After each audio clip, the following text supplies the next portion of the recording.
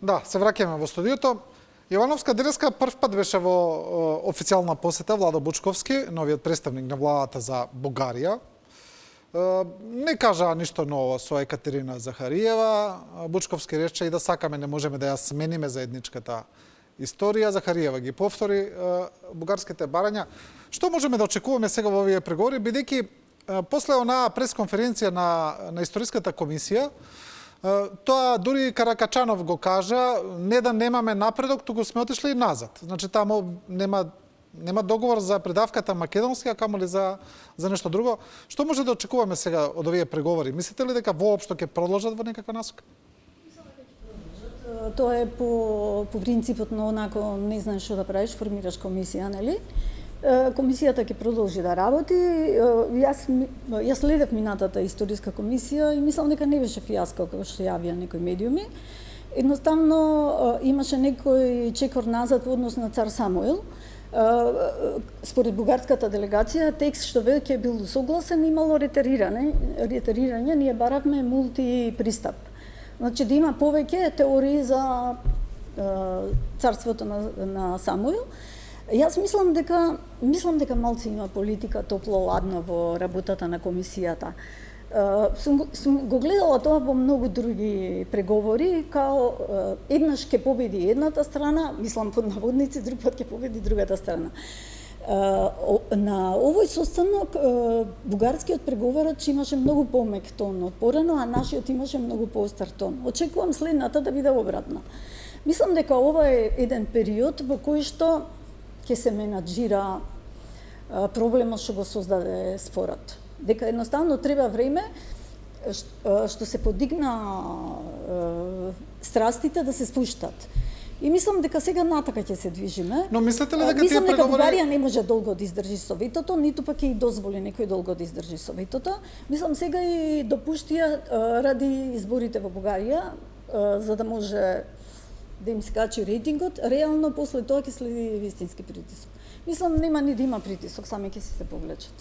Да, мислите ли, професоре, вие дека преговорите ќе продолжат суштински, како е до сега што се обидувале да работат во комисијата? Дали ќе продолжат да разговараат за конкретни работи почесто, или малце тоа сега ќе фати некоја инерција целиот тој процес? И всушност прашањето е што може државава тука да навистина има некои од бугарските барања каде што навистина е прашање што може тука ние да смениме или да попуштиме, каде? Има ли простор воопшто? Па сега видите вака, таа комисија е само еден дел од договорот за пријателство и добрососедство, да. Ние односно владата и целата општество македонско, но и бугарско, ако сакаме можеме да ги развиваме односите и во други полиња, во економска соработка, како што беше веќе коментирано. Немаме напредок за транспортниот коридор 8, нити патниот, нити железничкиот. Некој вид на зголемено културно присуство на Македонија во Бугарија или Бугарија во Македонија не постои. Размената на ниво на академски граѓани, културни дејци е никаква. Значи, постојат низа на работи на кои што би требало, доколку се сака и во Скопје и во Софија, да се намалат страстите за работи кои што не се примерни да ги прават и македонците и бугарите. Значи, можеме да се фокусираме на други работи, да не одиме постојано кон тоа да инсистираме се да би се гледа низ призмата на комисијата. Таму пак во комисијата има еден методолошки проблем. Поголемиот број на членови на бугарската комисија се историчари од стар ков, а голем дел од членови на македонската историска комисија се историчари, односно луѓе со општествени науки кои што се сврзани и со други полиња како полиња на национализам, антропологија, културологија, идентитетски прашања, политологија. И има разлика помеѓу пристапот на едните и другите, додека кај едните, например, чисто се читаат историските факти, Гоце Делчев рекол и бугарин или што и да е, кај другите имате интерпретација на тоа зошто, како и во кој контекст е кажано, дали тоа се однесува на бугарска екзархија или на што се однесува. И дали, например, развојот на македонската нација е посебен, специфичен, без разлика на околностите во кои што се случуваат некои нешта. Тука има разлика која што тешко ќе може да се помири меѓу македонската и бугарската комисија. Не верувам дека тоа многу брзо може да се случи, да имаме ние консензус по сите историски прашања, вклучувајќи и прашања за идентитет на личности од среден век, кој што не е споредлив со модерниот идентитет. Значи, модерен идентитет на македонците, бугарите, србите, албанците е нешто стварано во 19-ти, крај на 19-ти, почеток на 20 дури век, и сега вие го проектирате на средновековни фигури како Климент, Наум, Кирил, Методи, Самуил и така натаму. Значи, има тука детали кои што тешко ќе може да се решат, и заради самата природа на материјата и заради луѓето кои што се членови како експерти на двете комисии. Затоа сметам дека добрососедството треба да се гради во другите насоки што веќе ги објаснив и претходно. Да, но сега после се тоа што се случи, ми се чини дека толку се наелектризирани, толку се вжештени односите, може би нешто слично после ветото на Грција во Букуреш 2008 година, што велите може би и повеќе, бидејќи овој е уште поидентитетски спор, некако уште повеќе задира во и веќе идентитетот. не имаме, како да кажам, веќе немаме нерви за такви спорови. Ние веќе 30 години со тие прашања се соочуваме. Веројатно дека бугарската страна е во право кога вела дека тука и не постојала некоја преголема љубов кон бугарската држава со текот, поради икс причини, сега да не анализираме премногу, но веројатно се во право. Цело време збори Захариева, треба да се врати довербата во процесот, треба да се врати довербата. Они мислат на исполнување на договорот, кога велат да се врати довербата, ние кога велиме да се врати довербата, да им дадеме, како што вели министерот Османи, патокас, како би го исполниле договорот. Но како сега да се врати довербата, дали Бугарија ја гледа таа димензија? Мислам, кој може сега во оваа држава да гледа благонаклоно кон Бугарија во следните години, да речем? Како би може? После се што се кажа, после се што се направи. Вака сејат, јас мислам дека Бугарија не направи ништо да се оствари договорот за пријателство со Македонија. Без оглед што се сега во позиција нас да не обвинуваат и да анализираат што се не сме направиле, реално гледано, од бугарска страна, исто така договорот беше запоставен. Едноставно зборуваме за коридорот 8, као Македонија е таа што го кочи, од бугарска страна нема коридор 8. Значи, тоа се флоскули кои што треба да им помогнат на Борисов и на Захариева повторно да останат на власт во Бугарија. Не гледам тука дека нешто они направија повеќе за да се оствари тој договор. Дури не имаме културен центар во Софија, кој што знаме доста активен, организира поезија, организира таму манифестации. Не гледам нивниот културен центар нешто дека прави во Македонија, освен што се бави со политика и што дели пасоши. Така што мислам дека се тоа само политички флоскули кои што служат они да си останат на власт, дека многу до договорот не им е. Ние напротив мислам дека последните години, нарочито на економски план, беше формирана таа бугарско-македонска комора. И јас се занимавав со тоа прашање еден период, сакав да видам колку политичките односи влијаат на економските и видов дека тука нешто тргнало. И навистина во добар правец тргнало, многу бизнисмени дојдоа, се отворија вратите и сега веднаш ги затворија. Со спорот практично ги затворија. Ја мислам дека нив договорот им е последна грижа во однос на Македонија. Дека не се грижат за договорот, туку се грижат едноставно за изборите што им престојат во март. Интересно е денеска што Захариева спомна во изјавата, сега парафразирам, и кочење на бугарските инвестиции во Македонија. Меѓу другото сега и тоа е, не знам, како забелешка. Се множат тие аргументи, па се бројат изјави на Фејсбук. Еве вчера имаше една голема анализа во Дневник, бугарски Дневник. Практично се користеа со наши извори и се обиделе да откријат кои се тие 14.000, 15.000 негативни изјави од Македонија и две вредни констатации имаше внатре дека многу од нив биле на Фејсбук. Мислам, сериозна држава не брои говор на омраза на Фејсбук. Тоа е несериозна работа. И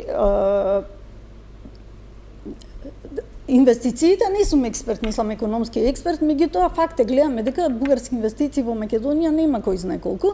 Реално гледано, јас не знам како они ќе бидат компетитивни толку на овој пазар кај што имаме германски, британски, американски инвестиции, еве и да не гледам дека на некој начин се дискриминирани во Македонија. Имаме слободни економски зони, може да влезат, може да инвестираат. Не гледам дека за Бугарија има некои специфични услови. Они како економија не се компетитивни и тоа веројатно е проблемот што ги нема во Македонија.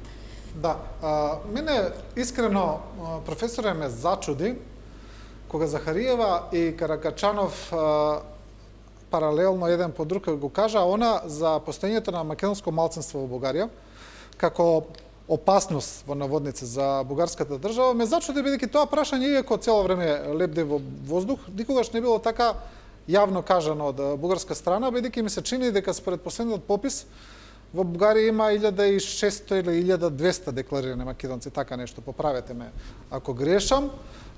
И сега они го издигнуваат како еден од трите услови кои Софија бара, значи многу високо го подигнаа тоа прашање. Од каде доаѓа тој страв на Софија за постоење на македонско малцинство во Бугарија, бидејќи како што кажав, бројките не се нешто драматично. Треба да ја знаете историјата и историската поврзаност на македонците и Бугарија. Во Бугарија, значи, огромен број на населението има така наречени македонски корени. Сега, нормално дека во процесот на културно градење на бугарски идентитет, голем број од нив се асимилирани во бугарскиот национален колектив. Но одреден број од нив не се и за нив е тоа прашање околу малцински права, околу човекови права и така натаму. И сега во ситуација каде што во Бугарија не се признава македонско малцинство, тешко е да се каже дали се вистински, поточно најверојатно не се вистински бројките од пописот. Во смисла на тоа дека веројатно има поголем број на луѓе кои што би се декларирале како македонски по етничка или национална припадност од оние што се декларирани на последниот попис. Може би тоа не е некоја драматична бројка во Бугарија како целост, меѓутоа проблемот е што, како што реков, огромен број на населението има корени кои што потекнуваат од Македонија, дали од овој дел, дали од Егејска Македонија, сеедно. Така, например, во последната анкета што беше направена од Alpha Research, што е една социолошка агенција за истражување во Бугарија, во однос на македонско-бугарските односи, нели, со случаен примерок, од испитаниците, од 100% испитаници, 19,3% рекле, се изјасниле дека имаат роднински врски со луѓе од целата област Македонија, значи дали од Вардарска, Егејска или Пиринска, сеедно. Што е вака гледано огромен број од населението, нели тие обично анкети се проектираат на целото население, што би значило според ова дека 19% од населението Бугарија има некакви корени македонски, дали тоа баба, прабаба, избркани од Кукуш, бидејќи Кукуш грчката армија го запалила, па преминати од другата страна на границата, делумно во Струмица, делумно во Бугарија. Сеедно, значи, тука лежи зајакот, што би рекле, значи, стравот дека ако се признае малцинството, веројатно тоа чувство може да се прошири и во други сегменти на општеството и на некој начин да се отвори рана која што не сака бугарската позиција да ја отвори. Значи сметате дека за нив они тоа го гледаат како реална опасност? Да.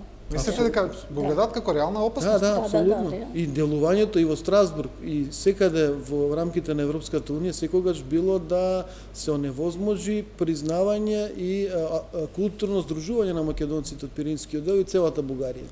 И дури се сеќавате дека во сите случаи кога Европскиот суд за човекови права и Советот на Европа ги ја казнува Бугарија, тие попрво плаќаат штетата отколку да дозволат да се формира или партија или културно здружение на македонците таму. Да.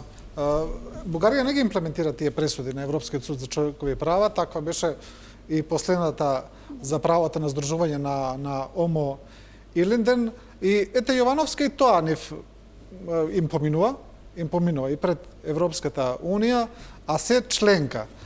Сега Бугарија се вади со тоа што вела дека според нивниот устав не е дозволено здружување на никакви етнички групи, бидејќи бугарскиот устав не признава етнички групи, сите се бугари, според, но сепак еве постојат пресуди, се множат тие пресуди и повторно ништо не се менува ни тука. Да расчистиме прво едно нешто, Европската унија нема ингеренции во таа сфера. Тоа спаѓа во сферите на суверените права на државите. Значи ЕУ пред не знам точно колку години првпат почна да прави извештаи за почитување на човековите права во рамките на земјите членки на Европската унија и формираше некоја институција која што пишува извештај секоја година, меѓутоа никогаш не ги спомнува државите по име. Значи ги регистрира само појавите, бидејќи беше засрамена, да кажем, од некои своји земји членки. Вие моментално во ЕУ имате 3 земји членки кои што не признаваат малцинства. Кои што, уствари, 3 земји членки кои што се единствени, што не се потписнички на повелбата за човекови права на Советот на Европа. Тоа се Франција, Грција и Бугарија. Така што тие работи поминуваат во ЕУ, спаѓаат во некоја категорија со која што Европската унија не се занимава. И не е ни чудо затоа што Бугарија не ги испочитува. А и кој сте земја членка, едноставно немаат механизам многу да влијаат на тоа. Да, интересна беше изјавата на претседателот Пендаровски, гледаме доста коментирана во јавноста, дека државата одбила да влезе во Европска економска зона, кога е било понудено заедно со другите балкански држави кои се во чекалната на ЕУ, и дека тоа од наша страна било гледано како некаква субституција за Европската унија и затоа сме одбиле, па се развива дебата, се јави и опозицијата, сега нели да не се навраќаме се дали требало, дали не требало. А излезе потоа и дека премиерот Заев уште лани го кажал. Истото не било толку забележано како сега кај претседателот, но не се без разлика. Што мислите за тоа, доколку навистина постоела таква иницијатива и понуда? Конкретно за таа понуда не сме слушнале тогаш кога дошла. Јас колку што сум информирана, тоа се случило во времето кога Макрон ни стави вето и во тоа убедување меѓусебно он нудеше некаков пакет што би бил субституција за членство, бидејќи првичната идеја на Макрон беше да нема веќе проширување, едноставно да им понуди на земјите нешто доволно привлечно што ќе се откажат од проширувањето. Зависи како било кажано и зависи колку било реално тоа, зашто може некој да ви го понуди па да не ви го оствари, исто како со членството што го чекаме нели 10 години. Почетокот, да. Реално јас мислам дека европската има разлика меѓу да бидеш член на Европска економска зона и да бидеш член на Европска унија. Нормално Европска унија е многу попривлечна, бидејќи таму има фондови кои што како неразвиена земја ги добивате и ви помагаат да стигнете со стандардот и со стандардите да стигнете до другите земји. Во Европската економска зона го нема тоа. Европската економска зона е само отварање на пазар. Значи Европската економска зона значи дека ние ќе бидеме дел од заедничкиот пазар на работна сила, на услуги, на стока. Значи нашите граѓани ќе можат да работат таму слободно без никакви ограничувања, ќе можеме да купуваме имот таму, ќе можат они да доаѓаат кај нас да инвестираат и ќе бидеме заеднички пазар. Ја мислам дека е тоа привлечна идеја ако пресметаме дека членството е многу далеку, дека треба да се изначекаме и да го добиеме тоа. Не знам во кој контекст било кажано и не знам колку реално било тоа што се нудело. Кога сме го одбиле, веројатно може да било само онака. Да, значи според алиби предлог. Според објаснувањето се работело за пакет, не само за нас, но професор еве некои велат подобро и тоа отколку ништо, бидејќи очигледно е дека членството е се уште предалечно е почетокот на преговорите, а камоли членство. Нели е подобро да се размислува доколку таа опција навистина постои, бидејќи времето поминува, ќе помине уште деценија, 2-3, а доколку бидеме дел од таа европска економска зона, сепак постои можност државата економски се развива. Па секако дека треба се разгледа, да се анализира, да се процени и тоа не е прашање каде што вие од денес за утре може да прифатите или да одбиете. Многу е нејасно кога била понудата, каква била понудата, дали тоа било некој неформален состанок, дали тоа била писмена понуда. Така што на некој начин и повторно дипломатски дилетантизам имаме. Председателот кажува, сме биле одбиени во ситуација кога Заев го кажува као премиер, се извинуваме, пред година дена. Значи, многу нелогична ситуација и ви велам, се треба да се процени, да се анализира, да се види со бизнис заедницата, со сите политички фактори, со академската заедница, со институтите кои што прават истражувања, со коморите, дали има смисла, бидејќи станува збор тука за најбогатите земји кои што се членки на оваа заедница. Да, добро, ве молам само за уште еден блиц одговор за крај, со тоа ќе завршиме емисијата. Сега очигледно дека, како што вели и вице-премиерот Димитров, ние, бидејќи Европа не ни даде да почнеме преговори, ние ќе гледаме да ја донесеме Европа кај нас, вели тој така. Значи, ние сами да ги спроведуваме реформите, вели ќе имаме поддршка и од неколку земји членки околу тоа. Верувате ли во таа приказна, да ве прашам, и двајцата имаме ли ние капацитет, бидејќи до сега мисля, че никој не ни бранеше, ни да спроведуваме реформи, ниту да напредуваме. Сега ти јас кажав уште на почетокот, јас не ја гледам Европската унија како решение за реформите. Реформите многу можеме земји, ли ние сами? Мислам, нас дали- ни требаат пари, а сами пари не знам дали можеме да направиме. Ние можеме да направиме се што можеме, едноставно да ја раздвижиме економијата, да вратиме некои од луѓето што се иселија надвор, едноставно да се фокусираме на економијата. На крајот на криштата мислам дека тоа е решение за се. Висока политика никаде не води. Ние последните 30 години само со висока политика се бавиме. Мораме да решиме економијата, едноставно да се фокусираме на тие прашања што носат стандард, пари и подобар живот и да станеме у натрешната политика порационални. До сега ние сами си обструиравме државата, никој не ни пречеше. Да. Мислам дека е одговорот јасен. Јас кратко ќе кажам, нити имам доверба, нити ова влада има моќ ништо да направи по тоа прашање. Ние сме соочени со огромен пат во сите полиња, економско, дипломатско, демократско, какво и да е, меѓуетничко дури, од кога оваа влада е на власт. Така што колку побрзо завршиме со оваа приказна, толку подобро за нас. Добро, ви благодарам на двајцата за учеството во емисијата, а вие, почитувани гледачи, следевте уште една анализа на Телевизија 24. Останете со нашата програма и се разбира во овие тешки времења, останете во добро здравје.